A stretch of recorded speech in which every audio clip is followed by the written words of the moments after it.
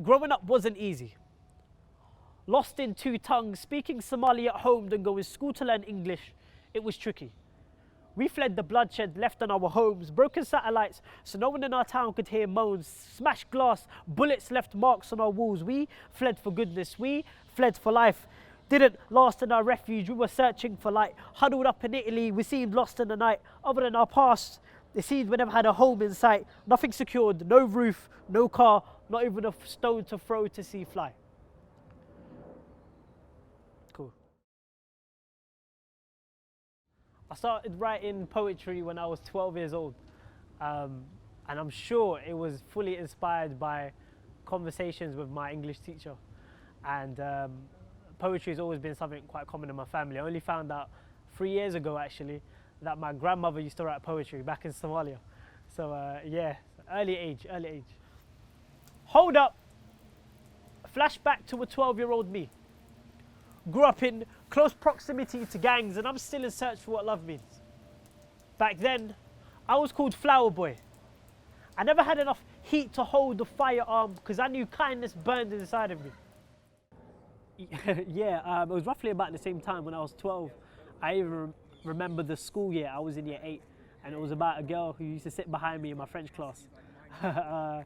Yeah, I still write about stuff similar to that till this day. Nothing has changed. I'm sure I lost that poem, which is a shame because it was my first, and who knows, maybe I'll write about a poem.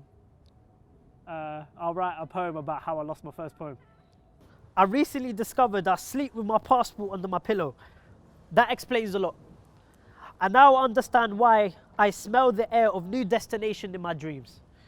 Though baggage reclaims have never been heavier, I carry with me more clothes than I need.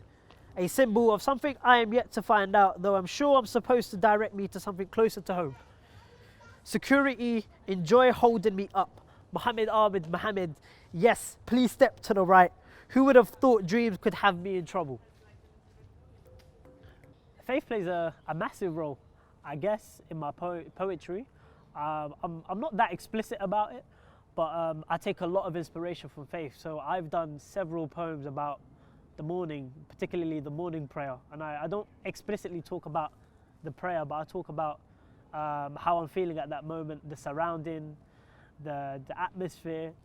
And a lot of that is heavily inspired by faith. And that's quite consistent with my poetry. If I don't explicitly mention faith in it, then there's a deeper meaning to it.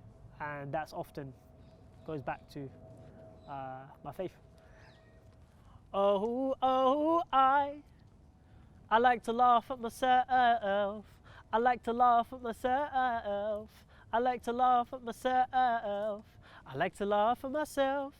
I don't need the sun to make me smile. I laugh a lot and I am not a child. Easy come Khalid to going wild. I keep calm because it's part of my style. Grin in my pocket because I'm always ready. Ugly faces in this busy city. I find humour in some funny places. Being alive always keeps me steady. I came into the scene as Moran's the poet. A young, excited, spoken word performer, just trying to tell my story. Mohamed writes is the next step. Using poetry to actively engage a variety of people through performances and workshops, creating a safe space for people to explore this art form.